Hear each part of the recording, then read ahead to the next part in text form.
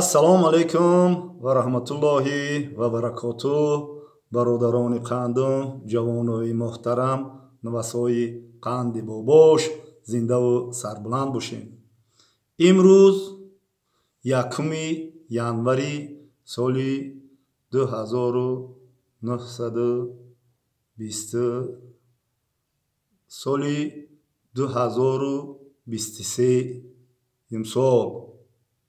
гуфтам соли 2023 сол 22 буд 23 сол шид 1 январ шид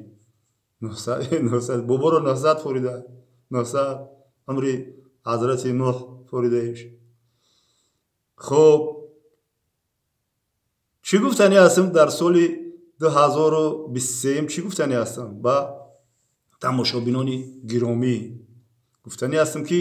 биё ҳами 1 январи соли 2023 дига ҳамин комментариҳои безеб нанависед. барои чӣ менависед комментариҳои безеб нанависед? биё 1 январ дига нанависед. мо ягон видеоҳои хуб кунем. касере ки немефорад я маслиҳати дига, касере ки немефорад ҳамин канали бобош хай надурохӣ,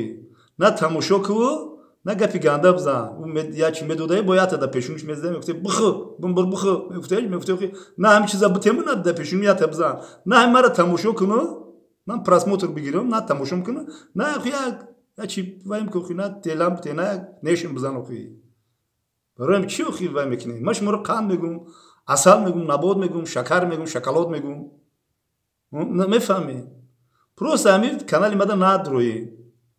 خی قدر کانالو بسیار خبری اون کانالی میفوریدگی تا بدرو تماشا کوخی بابور هم تماشا میکنی هم وای میکنی زهر تناش میکنم پراس موتور تا یا برای پراس موتور بو می نویسی چی می نویسی خی نه نویس خیلی نکو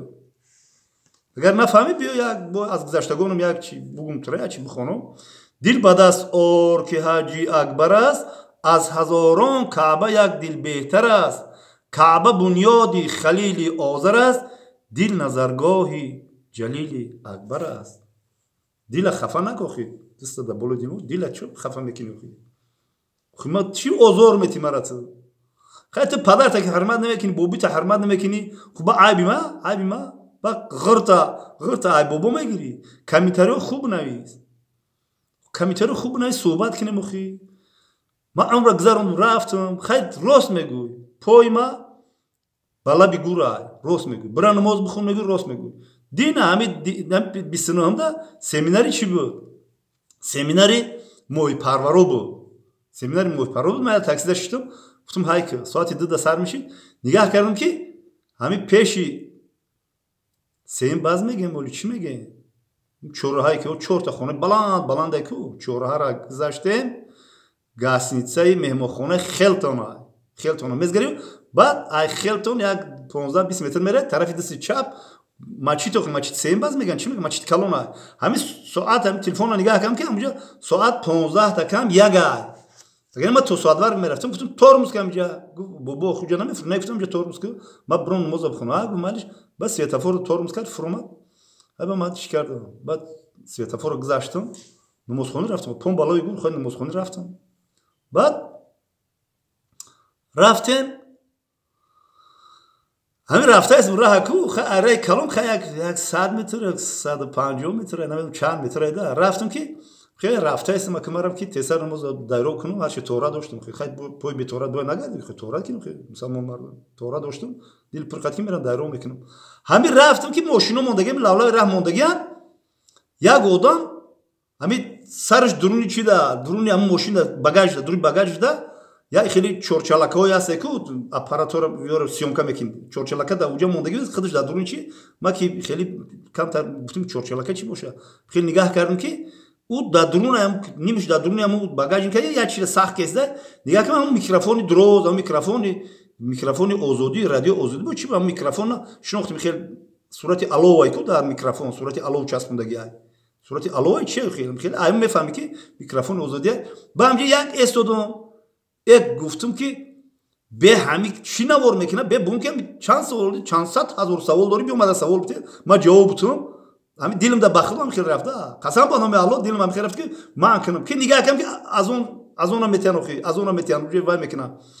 بعد گفت به این نگاه کرد گفت این همینجا دا سیامکا میکنه جو سیامکا میکنه رادیو آزادی همینجا سیامکا میکنه من نماز بخونم بیام گفتم امیر یا بقپم بکشم بگم که بیا آپارات سینما بگردم سوال بتدم من جواب تو همین خیلی در نیت داشتم اگر یا نیم ساعت پیشتر می دیدم یا که یکم چی که هم نماز دایره میکردم من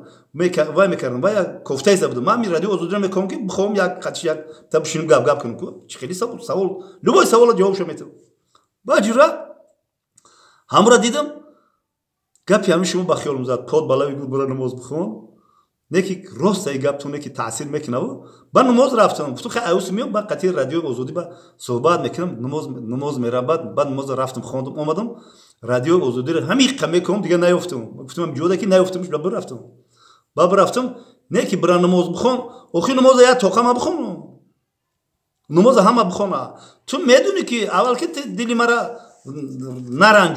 مرا نرنجون که اینجا گفته که دل بد است اور که حاجی اکبر است از هزاران کعبه یک دل بهتر است کعبه بنیادی خلیل آذر است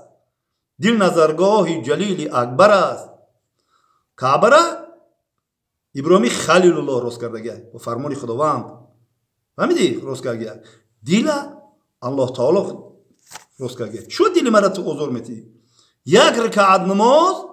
به از همین دنیا گفته گیند یک رکعت نماز نیست همه وقت مینیمم 2 رکعت یک رکعت نماز به همین دنیا و چیزهایی که در این دنیا موجود است از اون تنگه و طلا و ماشین و نقره و بریلیانت چی قدر دلار چی قدر آجون زن و فرزند یک رکعت نماز بالا من میدونم خیلی شوخی نخود تو بیا التماس دیگه همین سالی 2023 دا نش نزنین مرا دل مرا آزار نتین که با یکم گپو شیره و شربت دارتون نگم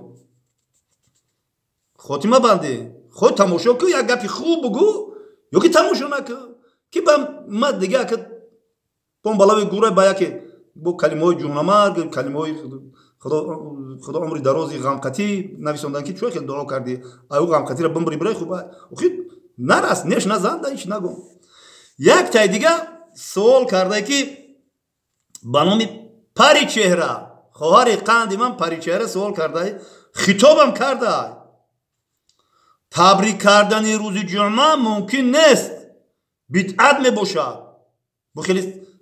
سوالای خیلی خطاب توچکه مونده با پری چهره خود جواب گفته میدانم که میگویی که من علم ندارم وات دونکی ممکن نیست وات دونکی با ارسی گفته وات دونکی ممکن نیست با الله علم با انگلیسی نویسونده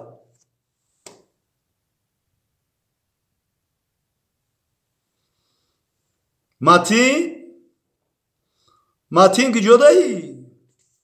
ات منتج خوب میکنی ده جواب شبته تیرا جواب ایرا بته هم سوال داده هم جواب داده هم مرا پیچت نقطه زده مونده ما چی جوابش بگم متین تو جوابش بگو آخی پریچهره دیگر رو تمام کردن که مردکو تمام کردن نوبتی تو شید پریچهره خروزو هم ای فیراد مون موکینو فیراد کشیدن بیا دوستی و برادری و برای تنجی و برای پیشرفت وطن جان صحبت ها کنیم نش نزنیم زنده و سربلند باشه وقتی ما بودشید